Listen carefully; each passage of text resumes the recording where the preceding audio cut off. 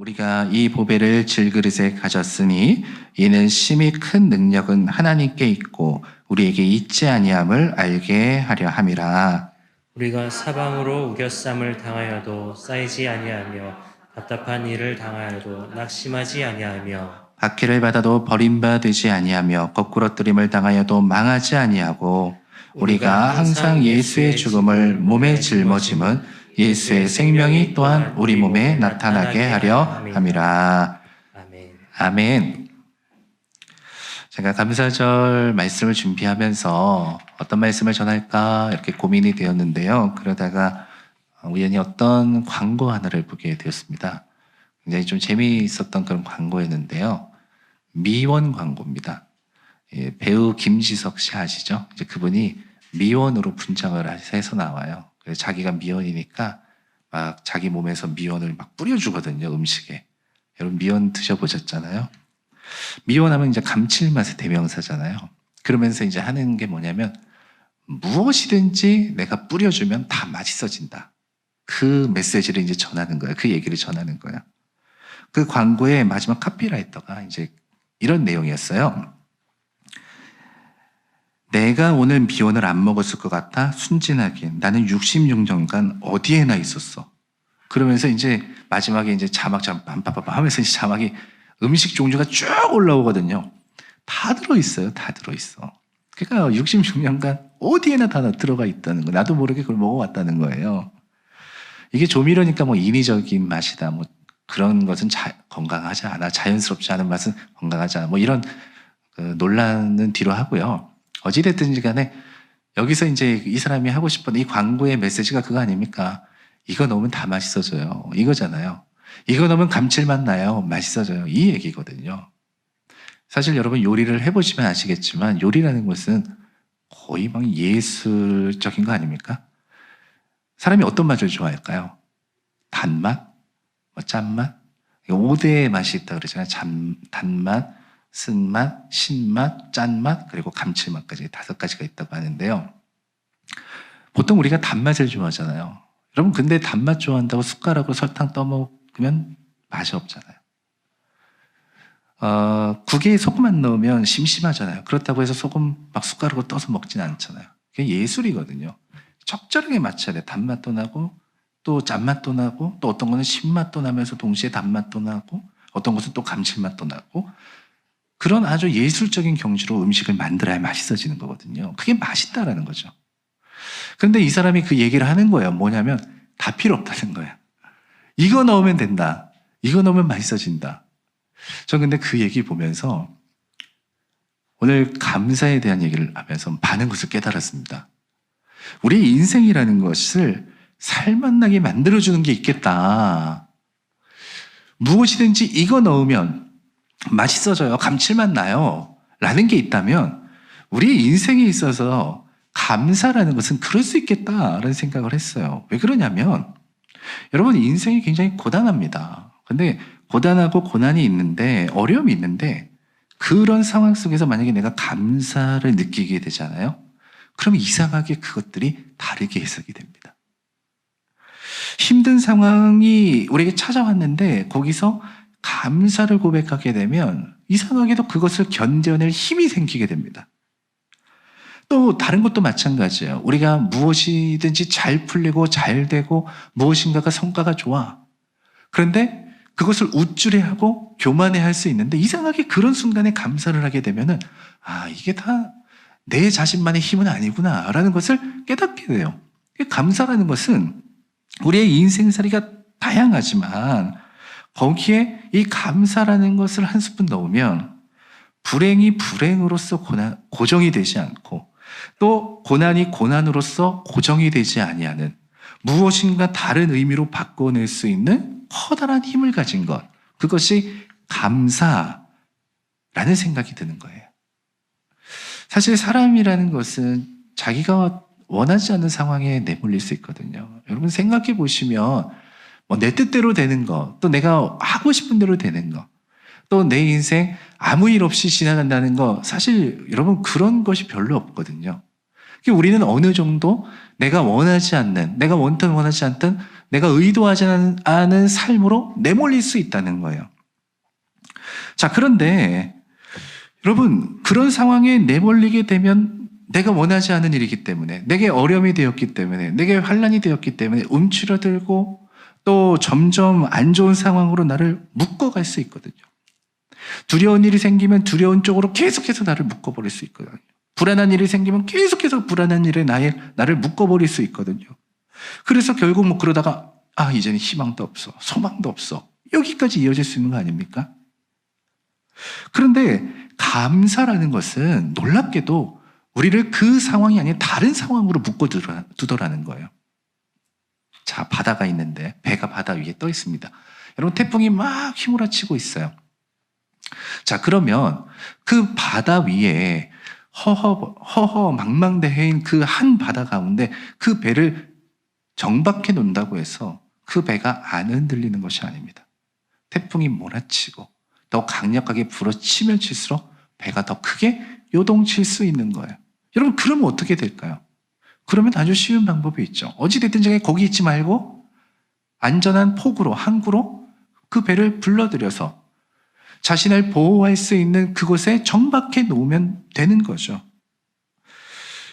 다시 말하면 우리 역시도 우리의 삶이 그렇게 요동치고 흔들릴 때 거기에 나를 정박시켜 놓고 거기에 나를 계속 묶어두는 것이 아니라 그 사슬을 풀고 안전한 폭으로 우리를 끌어들이고 이끌어야 된다는 거죠. 여러분, 그것이 가능하게 만드는 것이 뭐냐? 이 감사라는 거예요.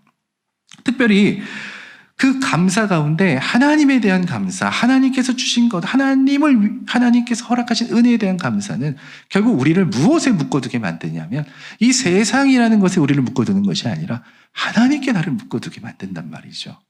하나님께 나를 묶어두면 이게 달라지는 거예요. 우리에게 일어나는 일들에 대한 해석이 달라지는 거예요. 방향이 달라지는 거예요. 의미가 달라지는 거예요. 거기서부터 우리는 또 다른 방향으로 나아가게 되는 거죠. 이게 바로 감사의 능력이다라고 말씀드릴 수 있는 거예요. 그래서 그 광고의 메시지가 나는 어디에나 있었다. 그거예요. 나는 어디에나 있으니까 맛이 나더라. 그것처럼 저는 감사도 우리의 삶에 그랬으면 좋겠다는 생각이 드는 거예요. 뭐냐면 감사는 우리의 삶에 어디에나 있는 거예요. 무엇에든지 있는 거예요. 내가 알든 모르든 내가 깨닫지 못하는 사이에 이미 감사는 거기에 있었던 거예요. 그렇기 때문에 이미 있는 그것을 발견하고 깨닫기 위해 때로 우리에게 필요한 것이 감사의 훈련이겠다라는 생각을 하게 되는 거예요. 사실 저도요, 뭔가 의도적인 것보다는 자연스러운 것을 좋아합니다. 남들이 다 하니까 그렇게 해야 돼. 그렇게 해서 하는 거 사실 별로 없는 것 같아요. 누군가가 하기 때문에 하는 게 아니라 내가 해야 되기 때문에 또 하길 원하기 때문에 하는 게 더 많은 것 같아요. 그래서 때로는 인생을 좀 피곤하게 산다는 얘기를 들을 때도 있습니다. 근데 이런 성격에 또 좋은 점이 있습니다. 제 나름대로의 장점을 생각해 보면 그렇기 때문에 잘 흔들리지 아니하고 목표나 방향을 잘 유지하면서 갈 수 있어요. 그런데 제가 경험해 보니까 저의 이런 성격에 아주 치명적이고 결정적인 단점이 있더라고요. 그게 뭐냐? 돌이켜 보니까 오히려 그렇기 때문에 내 스스로가 나를 편협하게 만들 수 있겠다라는 생각이 드는 거예요. 왜냐하면 어떤 일들은 예기치 못한 곳에서 또 뜻하지 않은 곳에서 보석과 같이 발견되어질 때가 있거든요.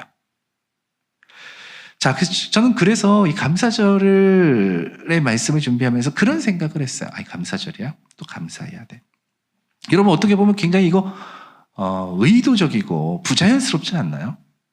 감사가 범사에 감사하는 거지 뭐 기간을 정해놓고 하는 게 어딨어. 항상 감사하는 거지 뭐. 여러분, 그렇게 생각할 수도 있잖아요. 그럼에도 불구하고 우리가 감사절마다 감사를 다시 한번 상기시키는 것은 우리가 미처 내 스스로는 깨닫지 못하고 발견하지 못했던 마치 숨겨진 보석을 찾는 것과 같이 우리의 인생에 발견하지 못한 보석처럼 하나님의 은혜가 우리 가운데 있다라는 것을 알기 때문입니다. 그러니 우리도 그런 것들을 발견하는 감사의 훈련이 필요하겠다.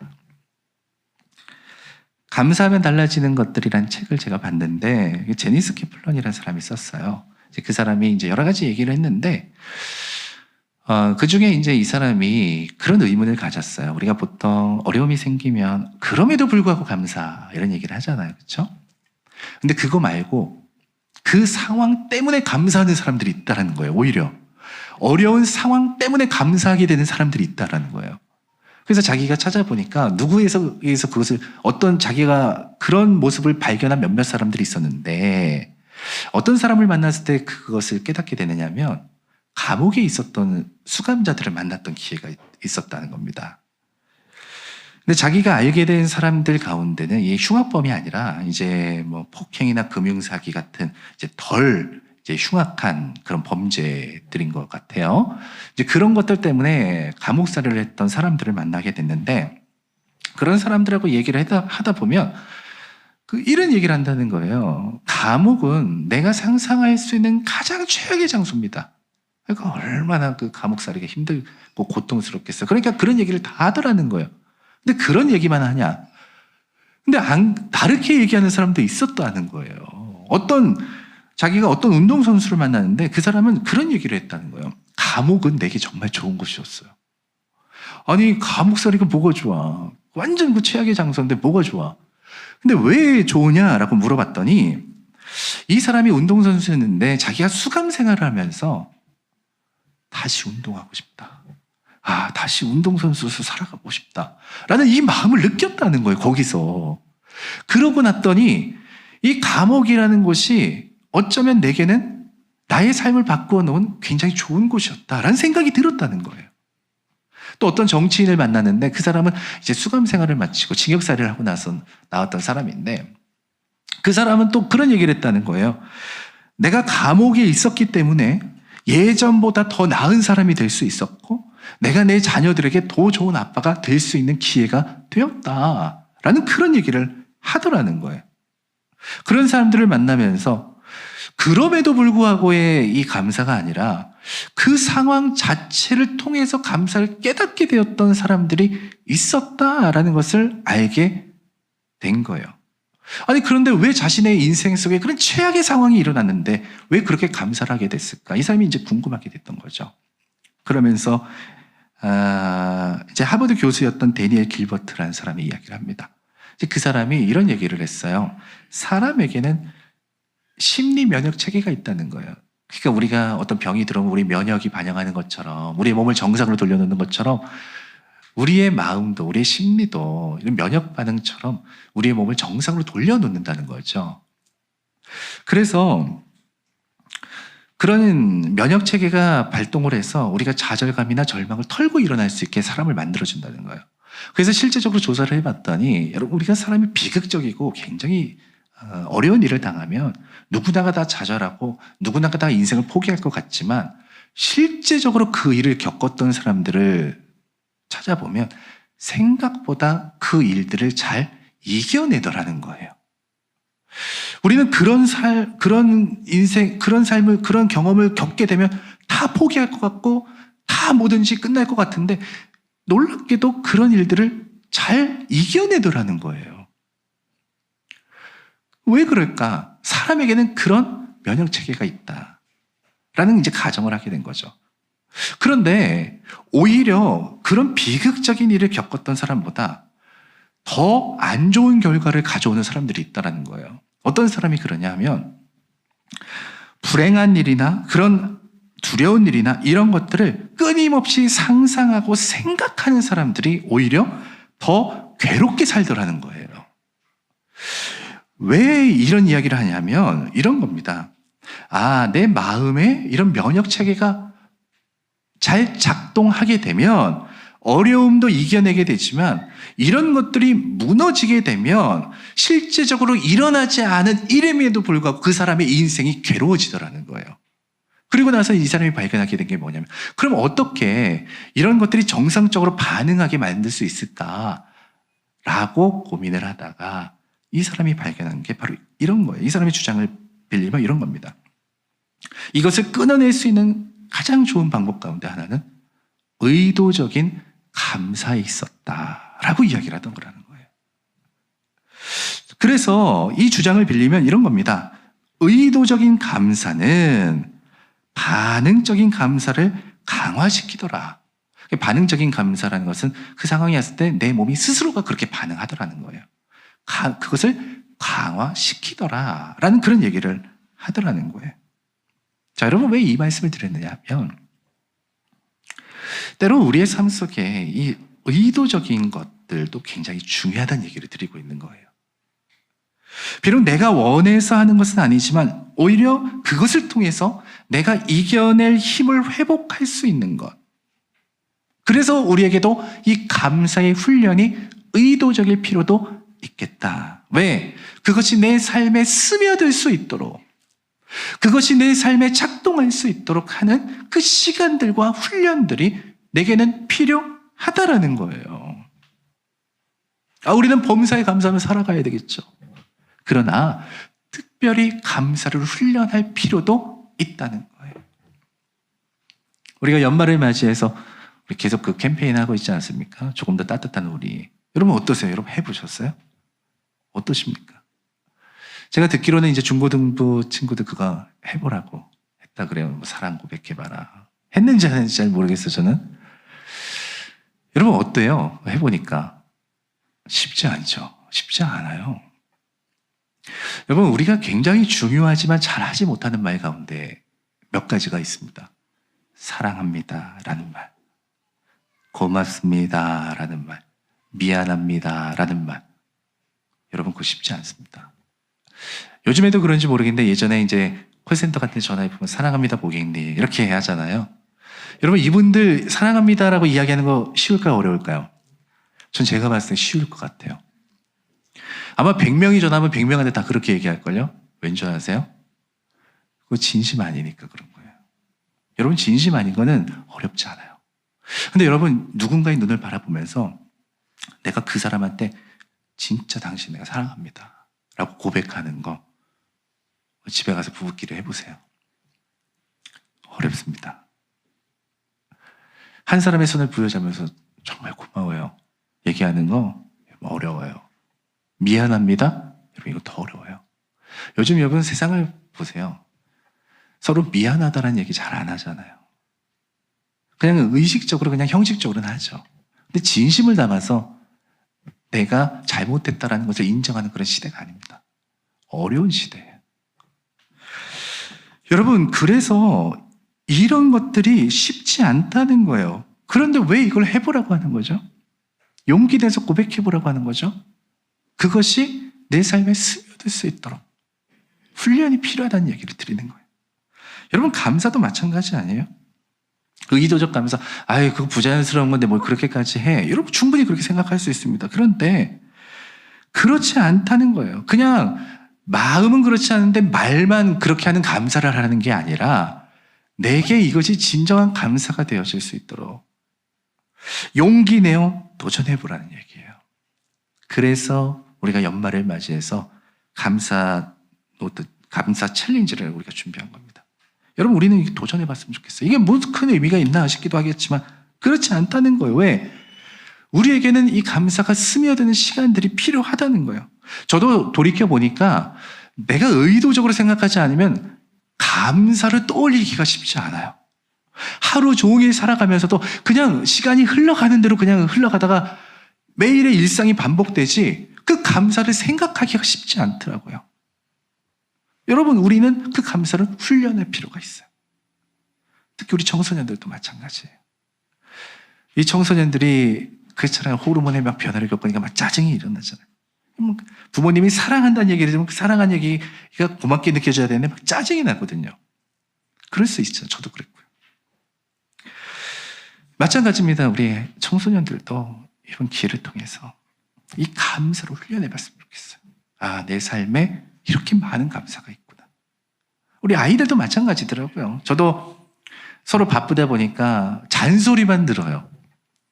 그리고 요즘 아이들이 얼마나 이 자극적인 매스컴이나 미디어에 익숙해집니까? 자극적이지 않으면 반응하지 않아요. 그러는 사이에 어느새 스며든 따뜻함을 잃어가고 있는 것이 우리 아이들의 세대가 아닐까 생각해요. 여러분 우리가 이런 기회를 통해서 아이들하고도 너 때문에 고맙고 내가 너를 통해서 감사함을 느낀다라는 이런 사랑의 고백. 또 아이들 자신도 내 삶 속에 이런 감사한 것들이 있었구나라는 것을 서로 발견할 수 있다면 여러분, 이것이 올 한 해와 연말을 맞이하는 아주 풍성한 감사의 은혜를 경험하는 시간 되지 않겠습니까? 저는 이것이 우리의 연말을 맞이하는, 또 마무리하는 그건 우리의 도전이 되었으면 좋겠어요. 자, 이제 여기까지는 이제 일반적인 감사에 대한 내용 얘기를 드린 거고요. 오늘은 이제 여기서 한 발자국 더 나가는 말씀까지 좀 나가보려고 합니다. 핵심은 여기서 멈추는 것이 아니라 한 발자국 더 나가는 거죠. 자, 그러면 이제는 그리스도인의 감사에 대한 얘기예요. 우리 그리스도인들은 그 감사가 어디서부터 오느냐는 거죠. 내게 좋은 일이 있으니까, 내게 어떤 일이 있으니까 감사해. 어려움에도 불구하고 감사해. 물론 그런 감사도 중요하지만 그것은 사실 하나님을 모르는 사람들도, 믿지 않는 사람들도 할 수 있는 감사거든요. 그러면 그리스도인들은 또 다른 감사가 있다는 거예요. 그리고 그 감사가 어디로부터 오냐는 거죠. 오늘 사도 바울이 자신의 상황을 솔직하게 좀 표현을 했습니다. 오늘 8절부터 보면 우겨싸움을 당했다 먼저 얘기합니다. 이 우겨싸운다는 것은 이 집을 짜는 그 틀 같은 걸 말하는 거거든요. 그것처럼 꽉 짜는 거예요. 느낌이 오죠. 그런 인생을 살고 있다. 답답한 일을 당했다라는 건 한마디로 궁지에 몰렸다는 거예요. 사면초가라는 거예요. 사방을 둘러봐도 솟아날 구멍조차 없는 그런 상황들. 박해를 받았다. 박해를 받은 것은 말하지 않아도 여러분 잘 아실 것 같고, 거꾸로뜨림을 당했다라는 내동댕이 쳐졌다는 거. 여러분, 사람이 내동댕이 쳐진다는 것은 자신의 처지가 어떻다는 것을 잘 표현하고 있는 거잖아요. 그런 인생의 비참함, 한마디로 비참하고 굉장히 고통스러운 일들을 겪은 것이 나의 삶이야 라는 얘기를 지금 하고 있는 겁니다. 자, 그런데 중요한 것은 거기서 끝나지 않다라는 거예요. 세상적으로는 우겨쌈 당하고 답답한 일 당하고, 그리고 그렇게 되면 무너지고 낙심해야 되는데 그렇지 않았다는 거예요. 또 박해를 받고 거꾸로뜨림을 당하면 그의 인생, 그의 믿음 무너져야 되는데 그렇지 않았다는 거예요. 왜 그렇습니까? 사도가 이렇게 고백하고 있어요. 10절에 보면 예수의 죽음을 몸에 짊어진 사람이었기 때문이라는 거예요. 나는 예수의 죽음을 짊어지고 살았어 라고 이야기를 하는 거예요. 그랬더니 뭐가 나타났대요? 그 다음에 예수의 생명이 내게 나타나더라. 그 고백을 하고 있는 겁니다. 여러분, 믿는 자에게는 예수의 생명이 있습니다. 아니, 우리는 이미 그것을 받았고 구원의 은혜를 받고 살아가는 사람들입니다. 우리에게는 예수의 생명이 있습니다. 예수의 생명이 있기 때문에 우리는 다른 방식의 해석을 갖고 있는 거예요. 그래서 여러분, 우리가 어떤 상황에 처하든지 간에 아까 우리 찬양도 불렀잖아요. 이 고백을 할 수 있게 되는 거예요. 모든 것이 다 하나님의 은혜다. 여러분, 왜 이런 고백을 할 수 있는 거죠? 바로 이게 있기 때문이에요. 내게는 무엇이? 예수의 생명이 있기 때문이에요. 그래서 그리스도인들에게 감사라는 것은 그냥 추억이 젖는 거 아니에요. 그냥 내게 그런 일이 있었지. 그런 거 있었구나. 이게 아니라 우리의 삶에서 살아서 역사하시는 하나님의 흔적들이, 그 은혜의 흔적들이 내 삶 곳곳에 남아있는 것이죠. 그것을 바라보니 하나님의 은혜를 떠올리지 않을 수가 없는 거예요. 그게 감사인 거예요. 우겨쌈을 당하고 답답한 일 당하면 고통스럽죠. 그런데 여러분, 오늘 사도가 왜 그런 일을 당했대요? 예수의 죽음을 몸에 짊어지고 살았대요. 그게 뭘 의미합니까? 하나님의 자녀로 살아간 거예요. 믿음으로 살아간 거예요. 주님을 위해서 살아간 거예요. 그러다 그렇게 된 거예요. 그랬더니 뭘 경험하게 됐대요? 예수의 생명을 경험하게 됐대요. 여러분, 이 방식을 잘 우리가 이해를 해야 됩니다. 박해를 받고 거꾸로뜨림을 당했대요. 이거 굉장히 아픈 거예요. 그러나 여러분, 이거 왜 그렇게 된 거죠? 믿음으로 살았기 때문이에요. 예수님의 십자가를 짊어지고 살았기 때문이에요. 그랬더니 뭐가 나타났대요? 예수의 생명이 나타났대요. 거기서 하나님의 은혜를 경험하게 된 거예요. 왜 이 말씀을 드리느냐라면, 진정한 감사는 하나님의 은혜로부터 오는 것이고, 그 하나님의 은혜를 누려야 진정한 감사를 하게 되는 것인데, 그거는 내가 단지 찾아내는 것만으로는 안 된다는 거예요. 그건 언제 경험하게 되느냐? 하나님과 동행해야 된다는 거예요. 믿음으로 살아가야 된다는 거예요.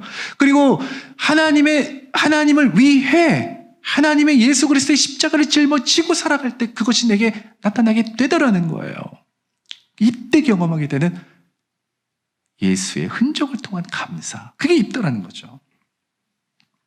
저는 오늘 그 말씀을 보면서 이런 기도가 나오더라고요. 하나님을 위해 살아가는 것이 내게는 감사가 되게 하옵소서. 하나님을 위해 살아갔음이 내게는 감사가 되게 하시고, 내가 지금도 하나님을 위해 살아감이 감사가 되게 하시고, 내가 장차도 하나님을 위해 살아갈 수 있는 것에 감사하게 하옵소서. 여러분, 이것이 우리가 회복해야 되는 감사의 본질 아닐까요? 앞에서 말씀드린 게 그게 불필요하다 이런 얘기 아닙니다. 여러분, 그거 굉장히 중요한 거예요. 근데 우리가 대부분 생각을 해보면 하나님께서 내게 무엇인가를 베푸신 것에 대한 감사를 하는 경우는 굉장히 많은데, 내가 하나님을 위해 무엇인가를 하고 있고 하나님께서 주신 믿음으로 살아가고 있음에 대한 감사를 하지 않는 경우는 생각보다 많더라. 은혜를 주시는 감사도 있지만 은혜로 살아가는 감사도 있다라는 것을 여러분 말씀드리고 싶어서 그런 거예요. 그래서 우리가 이번 감사를 통해서 거기다 플러스 알파 할 것은 바로 내가 하나님의 은혜로 살아감에 감사하는 것. 이 감사를 더해야 되겠다라는 생각을 하게 되는 거예요. 자, 이렇게 하나님을 위한 삶에 나타나는 예수의 생명이 있다는 것을 말씀을 드린 것입니다. 그래서 오늘 사도 바울은 이것을 이렇게도 표현하고 있잖아요. 우리가 이 보배를 질그릇에 가졌다, 이런 얘기를 하고 있습니다.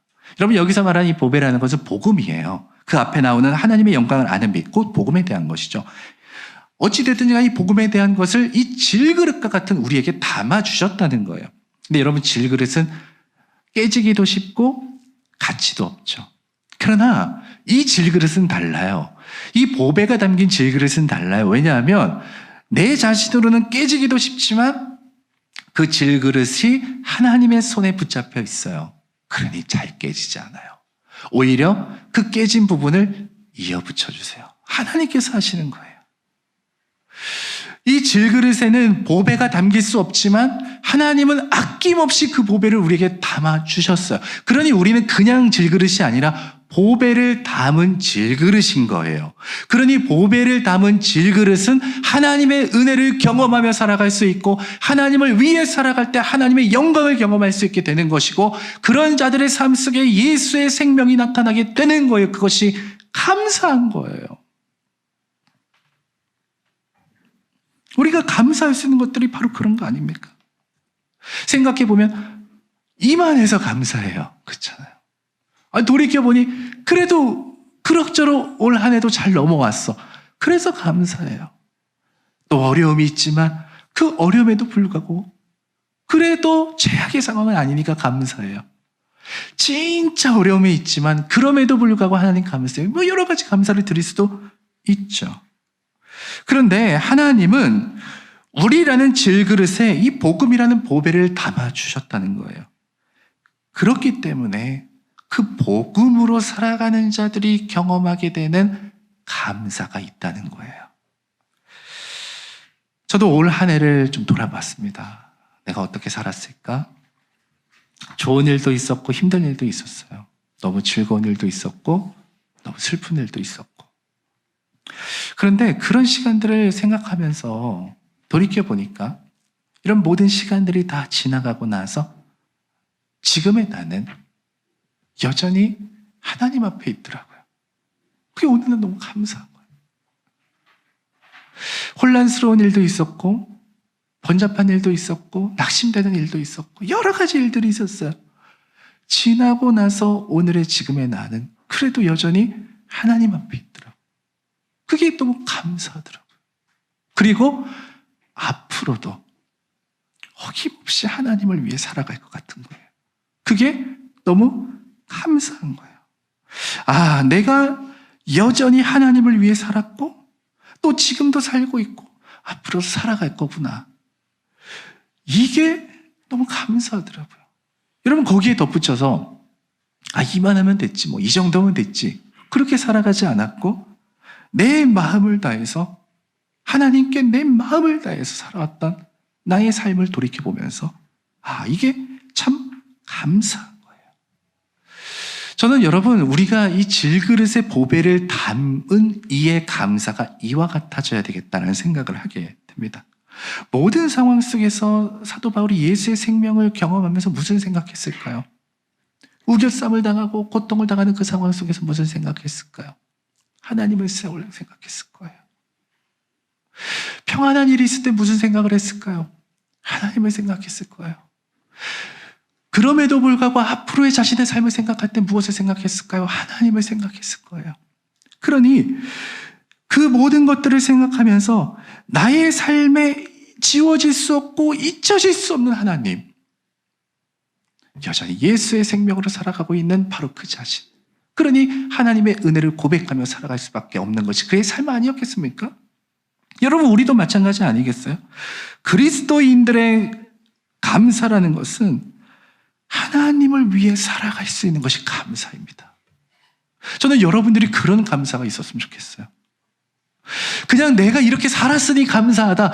이 정도로 내가 누리니 감사하다. 내 삶이 이렇게 평안하니 감사하다. 여러분, 그것도 물론 중요하지만 그것만으로는 안 된다는 거예요. 하나님을 위해 여전히 살아가고 있는 게 얼마나 감사한 일입니까? 그리고 내 마음 변하지 않고 하나님의 뜻대로 살아갈 수 있다는 것이 얼마나 감사한 것입니까? 그게 누구죠? 그게 바로 질그릇으로 끝나는 것이 아니라 질그릇에 보배가 담긴, 보배를 담은 질그릇의 삶인 거예요. 그게 그리스도인들입니다. 그렇게 예수 그리스도의 은혜를 담고 살아가는 이들에게는 예수의 생명이 나타나는 거죠. 여러분들의 삶 속에 그런 흔적들이 남아 그것이 여러분들의 감사의 계기가 되기를 축복합니다. 여러분, 감사절을 맞이해서 우리가 감사를 다시 한번 마음으로 새기고 있지 않습니까?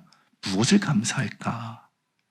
저는 이번 감사절을 통해서 오늘 여러분들이 내가 영원히 변하지 아니할, 세상의 무엇으로도 설명할 수 없는, 어떤 가치로도 매길 수 없는 그 복음이라는 보배를 담은 질그릇이다. 여러분, 이 질그릇으로서 살아감에 감사할 수 있는 저와 여러분 되었기를 주님의 마음으로 축복합니다. 그래서 하나님을 위한 삶을 살아가다가 예수의 생명을 통해 내게 부어주시는 하나님의 은혜를 경험하고, 그때마다 하나님이 내 삶에 역사하셨다라는 그 은혜를 고백하는 감사가 여러분들에게 생생하게 나타나기를 축복합니다. 우리의 인생에 말로 설명할 수 없는 하나님의 은혜의 감격과 감사가 질그릇과 같은 우리에게 담긴 보배를 통해 나타나고 고백되어지는 저와 여러분 되기를 주님의 마음으로 소망합니다. 함께 우리 같이 찬양 드리길 원합니다.